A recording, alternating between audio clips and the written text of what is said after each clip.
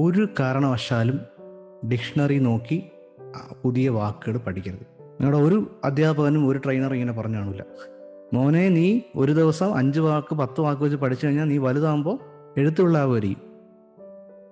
പരീക്ഷ എഴുതാൻ പറ്റും, സംസാരിക്കാൻ പറ്റില്ല. എന്തുകൊണ്ട്? ബിക്കോസ് നിങ്ങൾ ഡിക്ഷണറി നോക്കി പഠിക്കാൻ പോകുന്ന വേർഡ്സ് മൊത്തവും പാസീവ് വൊക്കാബുലറി ആയിരിക്കും. നേരത്തെ പത്രത്തിൽ നിങ്ങൾ കണ്ടില്ലേ, പാസീവ് വൊക്കാബുലറി ആയിരിക്കും നിങ്ങൾ പഠിക്കാൻ പോകുന്നത്. പാസീവ് ആക്റ്റീവ് 2 തരത്തിലുള്ള വൊക്കാബുലറി ഉണ്ട്. ഇപ്പം ആക്റ്റീവ് വൊക്കാബുലറിയാണ് നമ്മൾ സംസാരിക്കാൻ വേണ്ടി ഉപയോഗിക്കുന്നത്. നിത്യജീവിതത്തിൽ ഉപയോഗിക്കുന്ന വൊക്കാബുലറി കുറവാണ്, ഒരു ഹാൻഡ് ഫുൾ ഓഫ് വൊക്കാബുലറി ഉള്ളത്. നിങ്ങൾ ഡിക്ഷണറി നോക്കി പഠിക്കുമ്പോൾ നിങ്ങൾ ഫസ്റ്റ് പേജ് എടുത്തു. First page abecedarian, okay, abdominal, അബ്സ്റ്റ്, അബോർജിനൽ, അബ്നോർഗ്, ഇങ്ങനെ ഒരു 5 വാക്ക് കൂടി കൊള്ളാം, കുറേ പഠിച്ചിട്ടുണ്ട്. ജീവിതത്തിൽ എവിടെയെങ്കിലും ഈ വാക്ക് സംസാരിക്കുന്നത് കേട്ടിട്ടുണ്ടോ?